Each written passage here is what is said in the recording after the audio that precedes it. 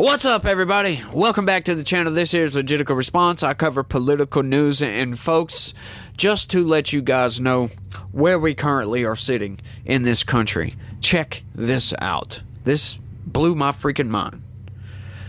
Gross interest payments on U.S. debt top $1 trillion. That's right. That's the interest payments.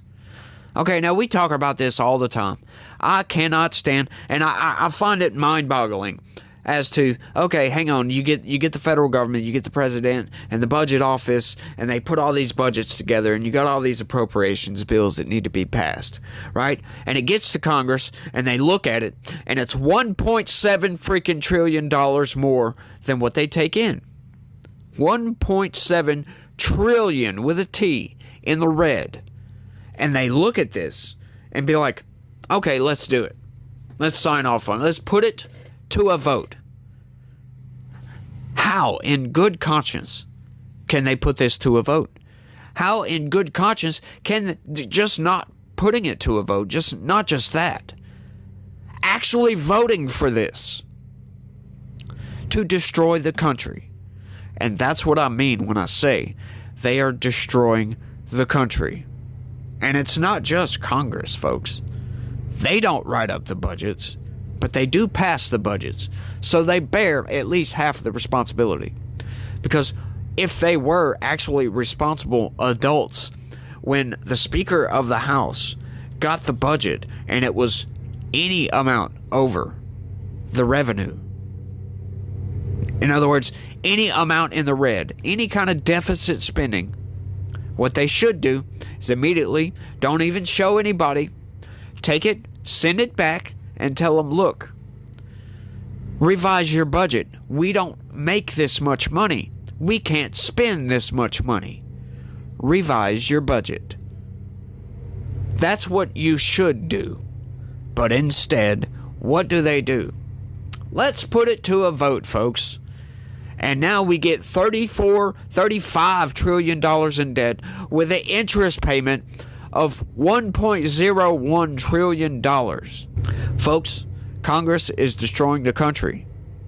The Biden administration is destroying this country.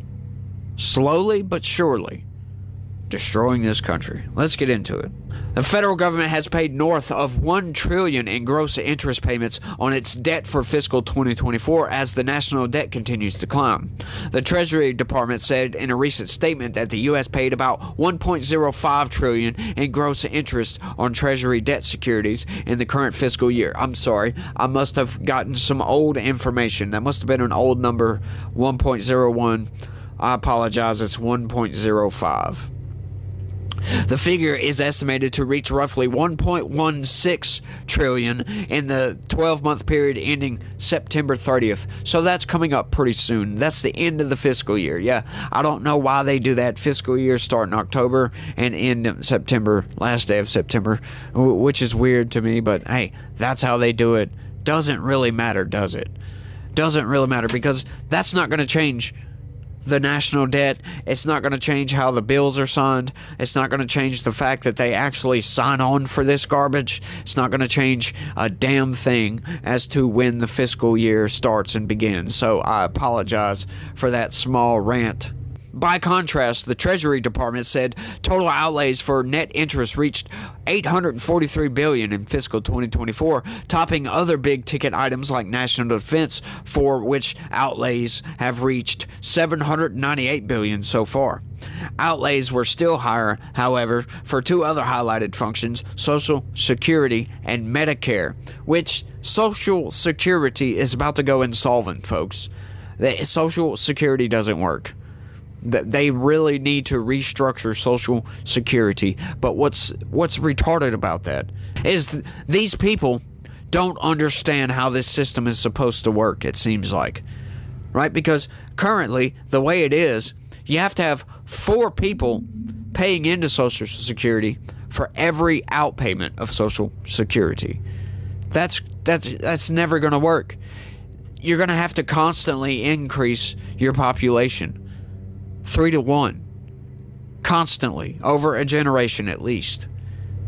And we're not doing that. We're nowhere near that. Our replacement currently is like 1.8 or 1.5 or somewhere around in there. It's less than replacement. Just base replacement. Yeah, it's less than that. So much less trying to get to 4, which is where you would need to be to keep Social Security going. This is probably one of the reasons why they're importing people into this country. Yeah, that's what they're doing. They don't realize you can't import that many people that quickly. You're going to destroy the economy. You're going to destroy the jobs market, which is currently what is going on. They had to lie by 1 million jobs. Why? You think they just overestimated that many jobs? 1 million? No, I'm sorry. They were lying.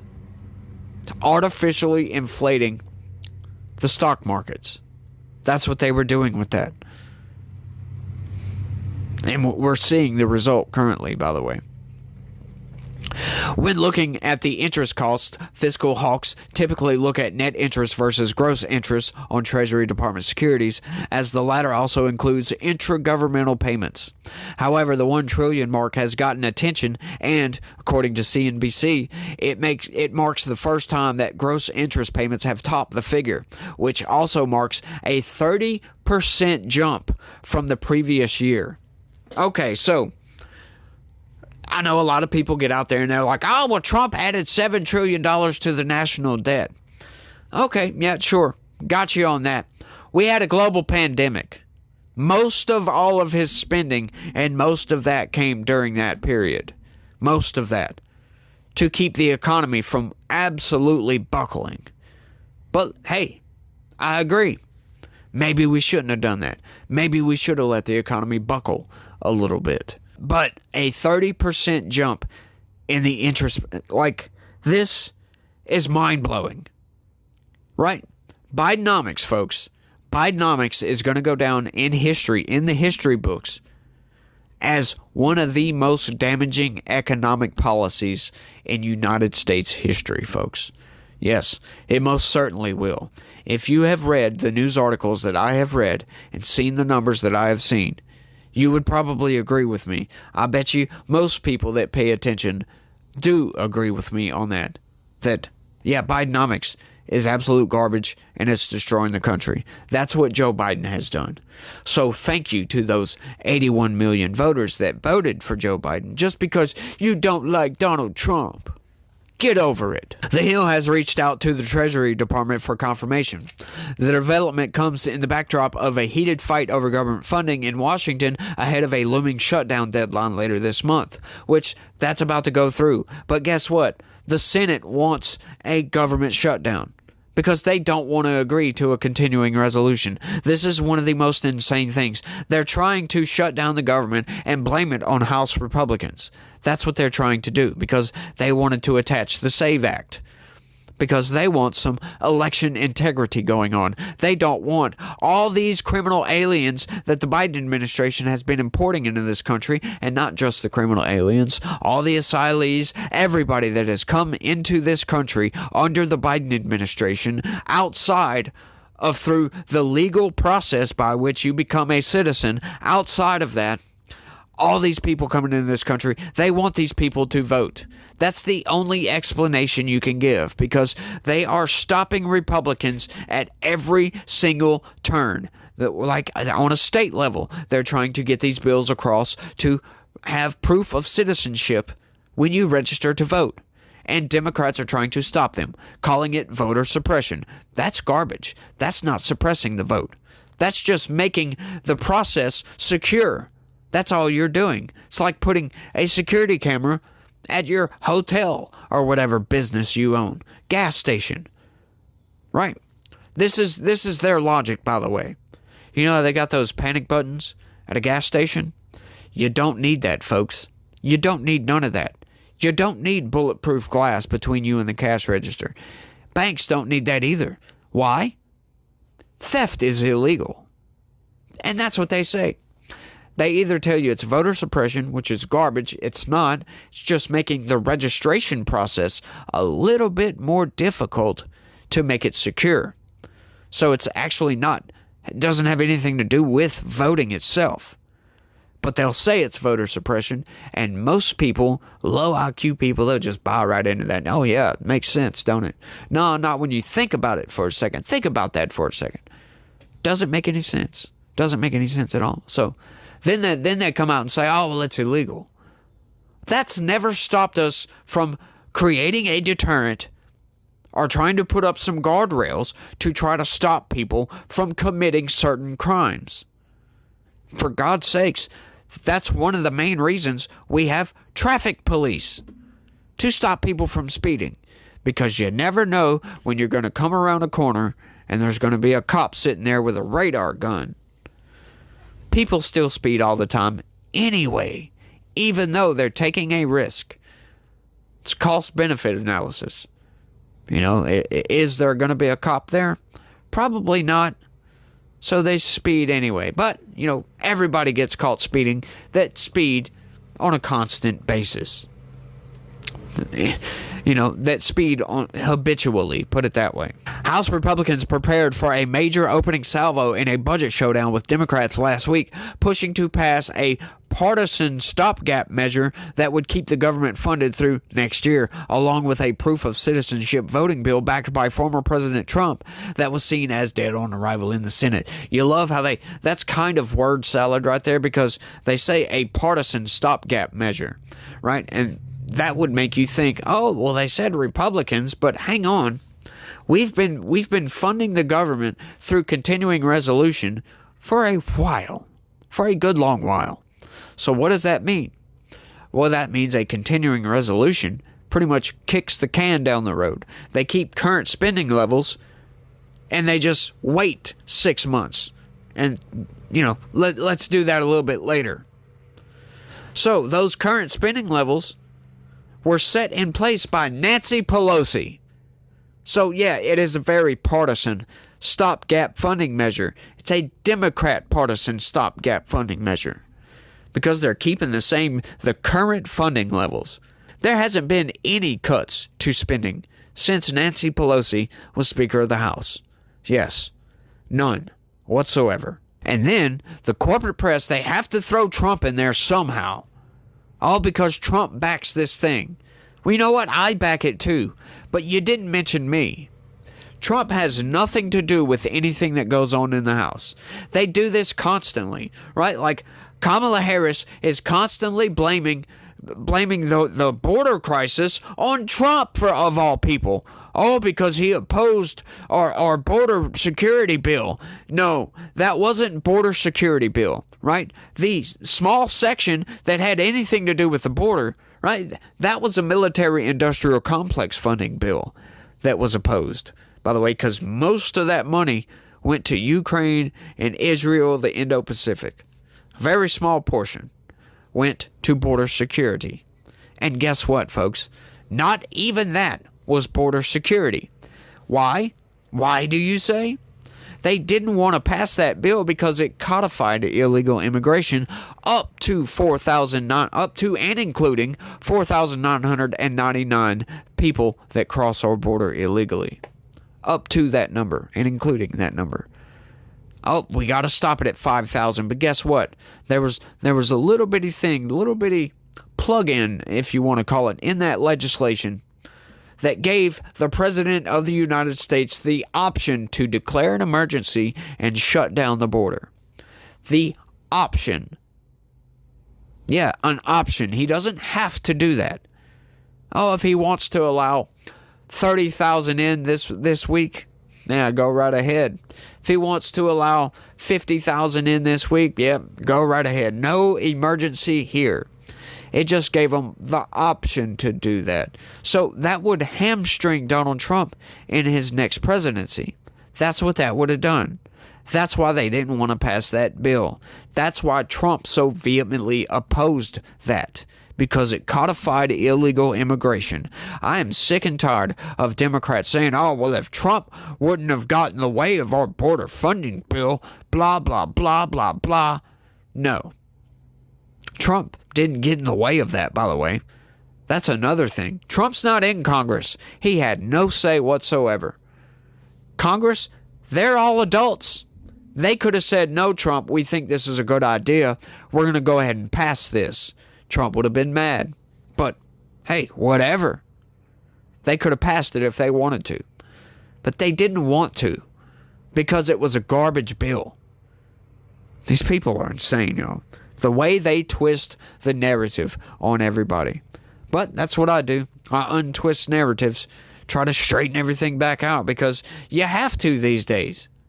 You have to because it's so out of whack. They lie so much. However, GOP leadership had to scrap plans for a vote amid resistance from members of various corners of the conference, including opposition from hardline conservatives demanding more be done to curb government spending while citing the national debt, which sits at more than $35 trillion.